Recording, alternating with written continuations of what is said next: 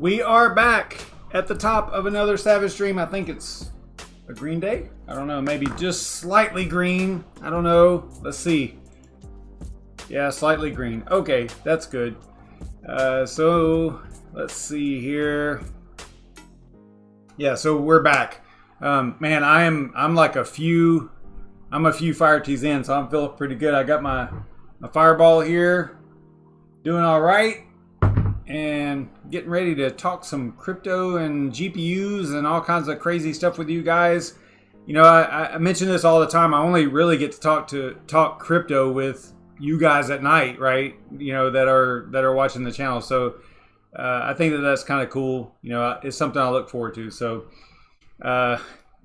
yeah, I don't know. Today's been kind of tough though, because it's, you know, September 11th, and I was just thinking just a moment ago, I was like, man, you know, like the kids that are graduating high school this year, right, would have been born after September 11th. If I'm doing my crazy math in my head, that's insane, you know, to think about that, because that would basically mean that they are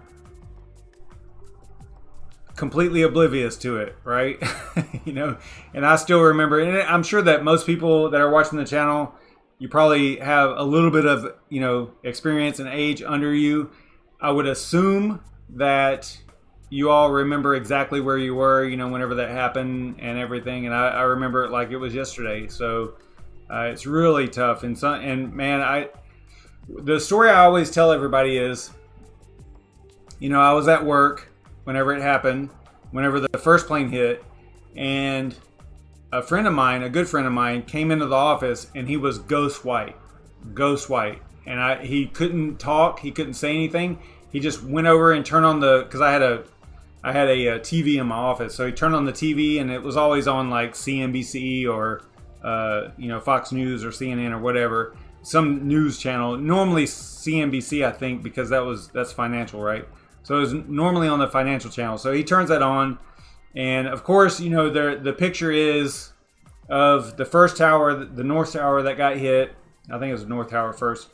You know, is sitting there. You know, they've got a camera on it, and it's smoking and all that stuff. And you know, no one really knew at the time, you know, what exactly was going on, right? They just thought it was some huge accident. You know, a plane just accidentally hit the building, which is crazy. But I mean, looking back on it, it's kind of crazy to think that could happen. So, you know, we're sitting there watching it, both just like completely not talking to each other, just watching the screen, like watching this TV. You know, this was a long time ago, so it was a tube TV, and it was like a 27-inch or something like that, you know, in my office there. And we're sitting there watching it, and then all of a sudden, you see out of the corner, you know, that second plane coming in to hit the South Tower, and huge explosion and all that stuff. And I can't believe I'm not getting emotional about it, but man, it was like we both looked at each other like, holy shit, we are under attack, you know. And then a little while later, you know, the Pentagon was hit, and then we found out a little bit later that the plane crashed in Pennsylvania. Man, what a crazy freaking day. I don't think I couldn't talk to anybody for like 3 or 4 days. I was so devastated and just so upset and mad and angry and all those things. Anyway, all right, so I'm getting like totally freaking political here. Well, not really political, but more patriotic, which that's okay. I think that's okay. So anyway, man, what a crazy freaking day. And if you guys are like too young to really remember, really do some research, man. Go and look.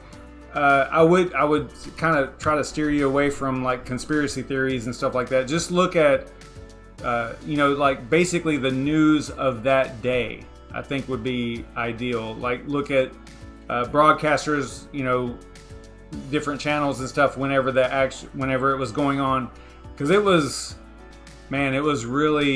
disturbing, to say the least. Anyway, I mean, there's tons of stories, crazy stories about what happened that day, and yeah, I normally, if I watch like a documentary about it, I'll be upset for hours after it. I won't be able to really talk because it's so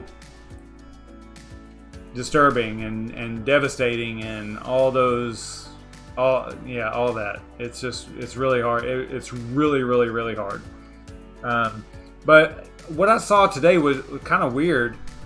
Is someone, I can't remember who it was. It was someone that I respected. I think it was on YouTube that they were talking about, 9/11 being. What did they say? How did they say this? They were saying that 9/11 was our something. Man, I'm gonna totally space it. Or like this, what's happening now is how, man, I'm gonna mess it up. So it's the fire tea talking. I can't remember exactly what I wanted to say. But it had to do with, they were describing 9/11 as this significant event, which it was, but they were saying that 9/11. What were they saying? 9/11 was our something, but it was not. What I compare 9/11 to, okay, just to cut to it.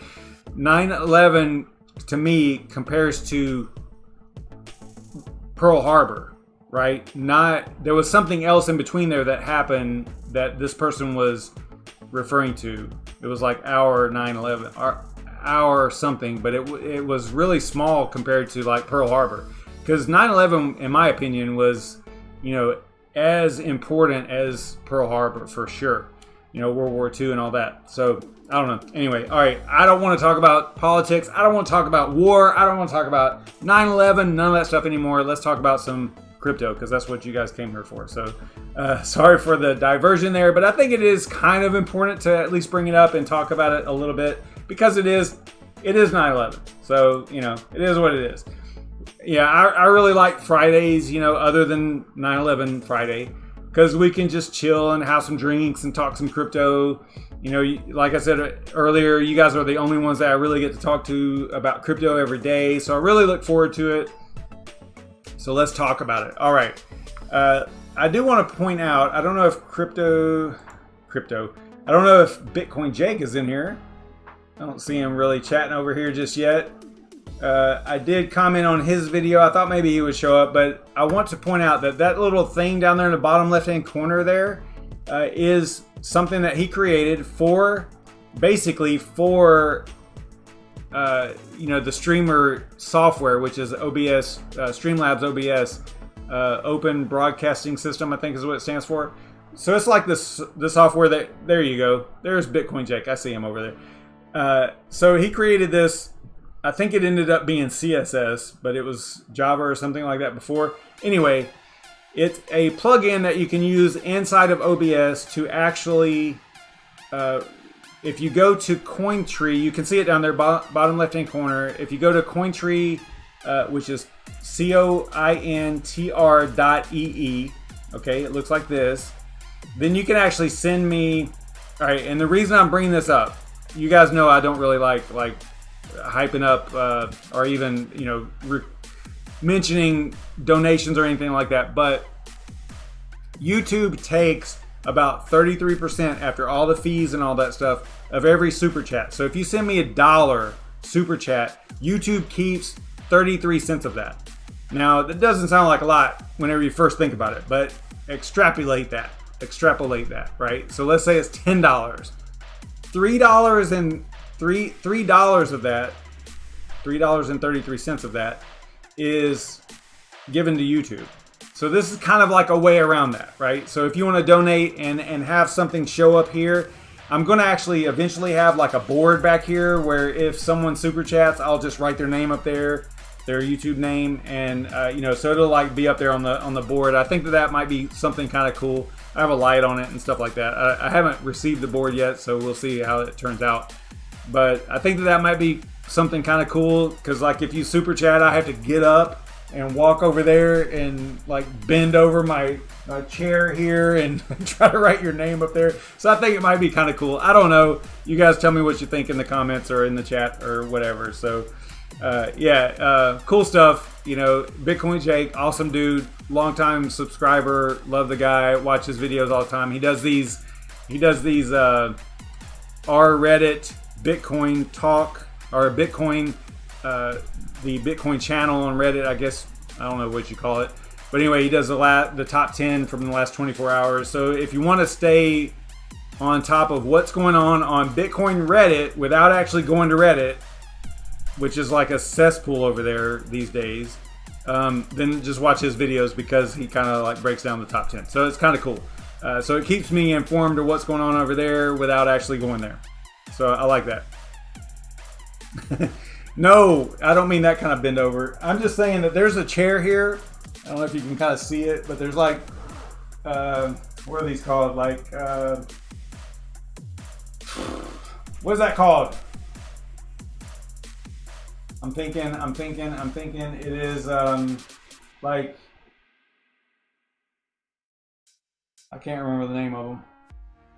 Now I want to say studio, but not studio. Like theater chairs, right? So like the theater, like recliner thing. So in order for me to write on a board that's behind there, I mean, I'm gonna have to like put my, get in this chair in some way, with my, like on my knees or whatever. That's enough. That's enough of that. No more of that. No more of that. All right. So let's talk about this stuff a little bit more. And yeah, so like you can send me a message. You could send Bitcoin, Ethereum. The only reason that Bitcoin Cash is on here is because Bitcoin Jake 09 forced me to do that, because I guess he had some Bitcoin Cash laying around or whatever, and he sent me a message one time just to test it out and see how things were going. I did a little bit of work on it. You can see over there that there's like a little frame around it and stuff. Before it didn't really look like that, and it was a lot smaller, so I'm kind of working on that. I don't know what I will end up doing with it, but it looks all right over there. So if you go to cointr.ee/SavageMine, you can send a message. You can click on the little message here. You can attach a message, whatever you want. Put whatever you want in there. And I think it asks for your how's this work? I'm gonna forget. Bitcoin Jack can tell y'all. He can lay it out. But yeah, it works really well, and it gets around that whole 33% fee, right? I think that this was created by Naomi Brockwell. I showed this video a couple weeks ago. I'm not going to show that again, but she's awesome too, so check her out. She's on Twitter and the YouTubes and all that stuff. What's up, Fox Protocol? What is going on, man?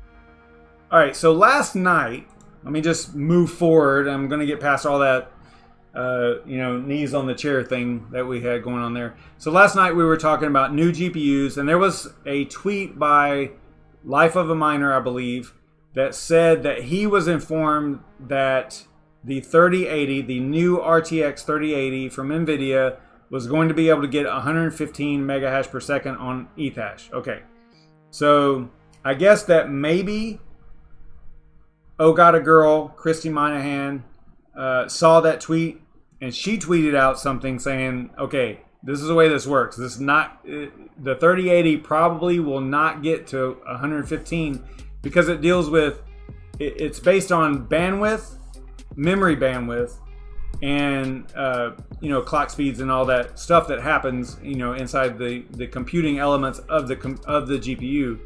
So there's a formula that you can use to kind of determine really close, really accurately with what a GPU is going to be able to actually do. And that formula is the bandwidth divided by, now she used 10K, I think for simplicity, but I think that the DAG memory fetches are 8K each.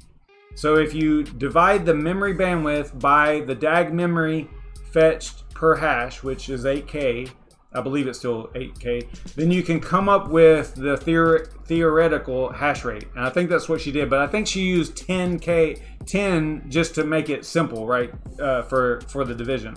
I don't know if that's true or not. I don't know how that works, but it seems like that's the case. So if you come over here to her tweet, this was awesome because she says, you know, just a heads up, the 3080 will not achieve 115 megahash per second. It's closer to 9095, which is true based on the calculations.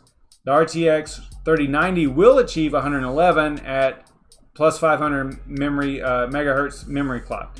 Okay, so she goes on to explain, and she actually throws out the formula down here somewhere.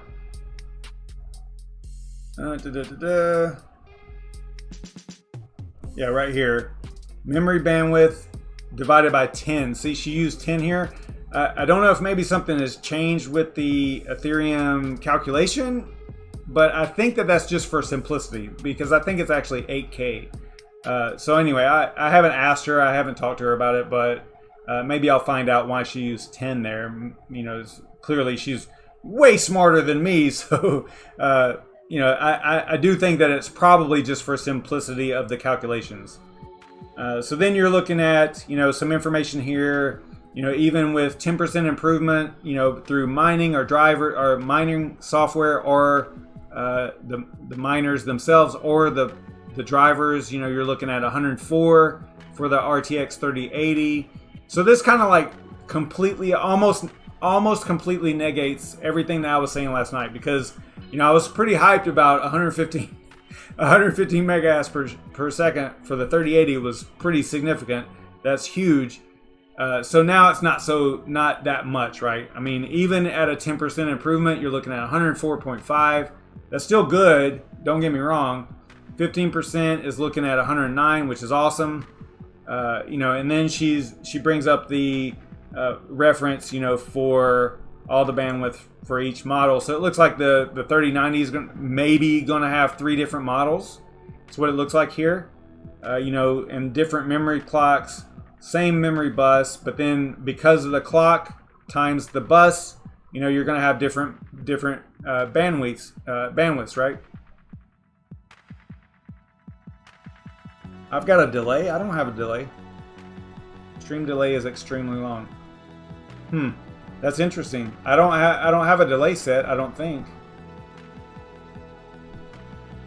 That's good to know. I'll check it, but I don't think I have a delay. Not set anyway. All right. So yeah, so it looks like there's going to be 3 3090 versions, 3 3080s, 3 3070s. You know how they do it here. Now, I don't know if that's true or if it's just saying, okay, so if they can achieve, you know, this particular memory clock, right, based on the different versions, maybe these are different, like partner versions or something. I don't know. I don't know what the values are actually from. But anyway, you know, you can see here the memory bus and the bandwidth and how that calculates. So if you put that into calculations, you can basically lay it out like this. Let me get over here to my spreadsheet here. So I've hidden the ones that don't really matter at this point, but you can see here that like the 3080, based on the memory bus width, which is 320, and the memory bandwidth, which is 760, then you should get about 97 megahash. Actually, no, 95. And then, so this column right here is that calculation, right? The actual calculation based on memory bus width and memory bandwidth. And I would assume that maybe the memory type might play into there a little bit because, you know, you're able to access the memory a little bit faster, I would assume. So maybe that's where the optimizations come in, and then there's better bandwidth, right? Or better performance out of it. So the calculations say 95 for a 3080 based on the memory bus and the memory bandwidth. You know, there's speculation, like I said, that there was 115. Probably not going to happen. You know, I think that maybe that was just, I don't know, maybe a troll. I don't know what it was. But based on the calculations, it looks like it's going to be like 95, 97, 98, maybe at the most. Okay. So even at the high end, you're looking at 98 for a 3080. And you can see here the cost per mega hash. So this is a significant number if you're looking at building a mining rig, or if you're looking at upgrading or whatever. You kind of need to look at the dollars per mega hash. This is a super important number. And then also the cost per day and the TDP and how that plays into your cost per kilowatt hour and all that stuff. So this is, these are all the calculations that you need to think about. It's super easy to get excited about a 3090. Oh my gosh, a 3090. Supposedly it gets 107. Now, theoretically, it's supposed to get 117 based on the calculations, but it looks like it might be maybe a little bit less than that. But you're paying $14 per mega hash, man. So you got to look at these things. This is important when it comes to determining whether or not you should upgrade if you're talking about just mining. Now, obviously, if you're talking about gaming and all the other things that you can do with a GPU, then you gotta put that all in there together for yourself, right? So you gotta think about all these things for yourself and just make an informed decision. But this spreadsheet and looking at the data, right, will help you make the right decision. At least I think. I don't know. It's up to y'all. Y'all, everybody's like fanboys, and you can like go with a 3090 and love it, and that's great, cool. You got a $1,500 GPU, but the Big Navi and the 6000 series from AMD, I don't know, man. It's looking, from a little bit of research I did, it seems like those are going to beat NVIDIA on the hash per watt metric. It really seems like they're talking about like a 50% increase or decrease, whichever way you want to look at it. 50% better performance per watt. That's huge. And AMD historically has crushed Ethash, right? So that's pretty significant. In my opinion, last night I was super hype on the 3080, but that was based on 115 mega hash, which it's probably not going to get. Now I am looking forward to Big Navi for sure. I think that is going to be the GPU to get for mining Ethash. Now, you might be saying, okay, Savage, well, ETH is going to, or Ethereum is going to proof of stake.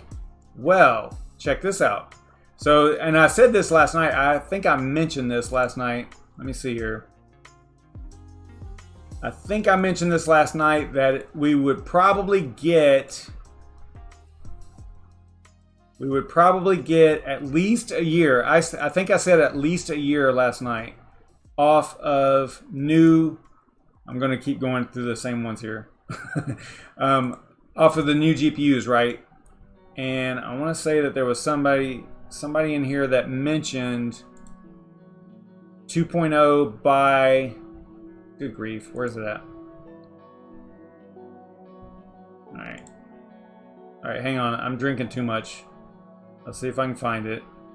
So someone commented that there would be ETH 2.0 by the end of the year, staking and all that stuff. But Christy was saying, well, that's not really true, because like phase 0 is, I think what we're going to see is basically a hybrid, almost like a hybrid proof of stake and proof of work at the same time. We're going to, yeah, see, this guy was even talking about the 5,700 price per mega hash and all that stuff. I'm going to lose my place.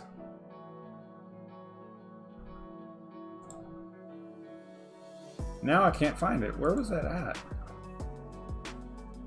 They might have deleted it, because there was a comment and she was talking very specifically about the time frame. Anyway, so she was saying that there's going to be basically about 2 years before. Here we go. It's out here on the top. All right, so Bitcoin, BTC, alt, crypto. This person here says, this makes no sense. I'm an OG miner. And look, guys, whenever someone throws that out there as the very first thing, as introducing themselves, I'm an OG miner, a alarms going off in the head, right? So he says Ethereum is planned to stop mining and go POS, proof of stake, before the end of the year. 3 months. These cards will never even come close to ROI, which is using ROI as the wrong term, which you guys know I freaking hate that. ROI, all these crypto miners say ROI whenever they mean break even. Like, when do you recoup all of the cost of the GPU? That's not ROI. It's not. So stop saying it. It drives me crazy. All right. ROI is how much you earn given a time frame. So, like, for example, you spend $300 on a GPU. The first month you make $30 on that GPU. You have a 10% ROI. That's ROI. ROI is not when you recoup the cost of the initial investment. It is how much you make given a time frame. Okay, all right. So stop saying ROI whenever you mean break-even point. Stop doing it. All right, good grief. Woo! All right, so let's get back to this. All right, so he says this makes no sense. She says completely false. Phase 0, which has no launch timeline, does not disable proof of work. So you're going to have a situation where you're going to have, proof of stake and proof of work at the same time, right? Kind of like a hybrid thing is what I'm looking at, is what it looks like is going to happen. Ethereum is super complicated, guys. All right, so she says that phase 2 scheduled for 2 to 3 years after phase 0 does go completely to proof of stake. Okay, so great. Staking, I didn't see this part here.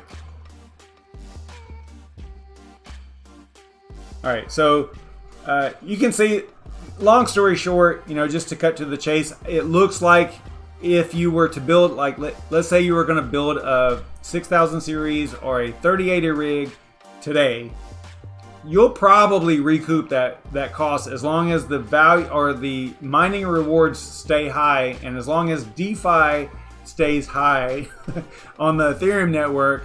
We're going to see some pretty good profits as long as that can hold out, right? So I don't know. I'm not going to give anybody mining advice, but I'm telling you, man, 6000 series or a 3080 rig is probably pretty sick, and you're probably going to be able to recoup, break even point, not ROI, break even point, within a year, right? That's pretty good, I think. I don't know.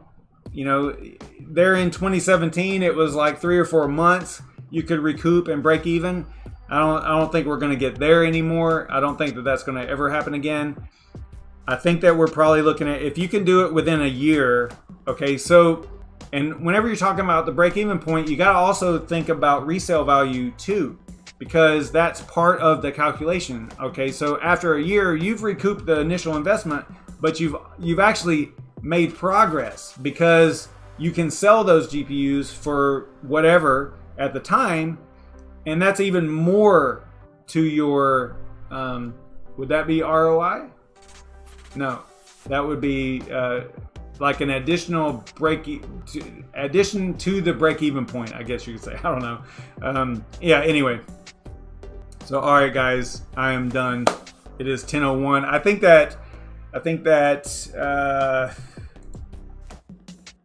DCA Adventure is going live. Are they live? It says 10 here, but I don't see anything. Maybe they're just getting going. Okay, so they're waiting on them. So yeah, let's head over to DCA Adventure. Good grief, man, I was going off. I'm sorry about that, guys. I actually have a sore throat from yelling at you guys. It's not your fault. All right, I will check my coin tree. I can't, this sucks because I can't see. Oh, wow. Thanks, Bitcoin Jake. I need to, all right, Bitcoin Jake, here's something that you can do. make it use a, some type of notification, because I can't see that. right? Like I can't see that very easily on my screen. I have a pretty large monitor, but I have like the studio, YouTube Studio chat up, and then I have OBS, and I just can't see it. And it's partially my fault. But it would be nice if maybe there's some way to do like an alert or something. That would be super cool. Yeah, but thanks so much, man. That's awesome. That's awesome. Thanks so much, Bitcoin Jake. Pretty sick. Pretty sick. All right, so yeah, Daniel Larson, I think it takes a little bit of time. It's not instant. I think there's some confirmations that have to go, and like Bitcoin Jake says, it does depend on the actual coin that you use. Looks like you use BTC, which is cool. Thanks so much for that, guys. Awesome, much appreciated. I will, if I receive it there, Daniel, I will give you a shout out in the next stream, which will probably be Monday. All right, guys, I'm gonna get out of here. Let's head over to DCA Adventure. I guess they're waiting on me. I don't know. Maybe. I think I posted that over there already. I'm going to do it again just in case. Make sure you do the Savage Raid thing whenever you get over there. You guys are awesome. Thanks so much. Whoops. I don't know. Where did I type that in at? Yeah, do the Savage Raid on DCA Adventure. I will see you guys probably Monday. I don't know. Maybe we'll do something tomorrow. There's no telling. You know, it's kind of up in the air right now for me. There's no telling. Maybe I'll do something tomorrow. See you guys later. Head over to DCA Adventure. And, yeah, stay savage, everybody.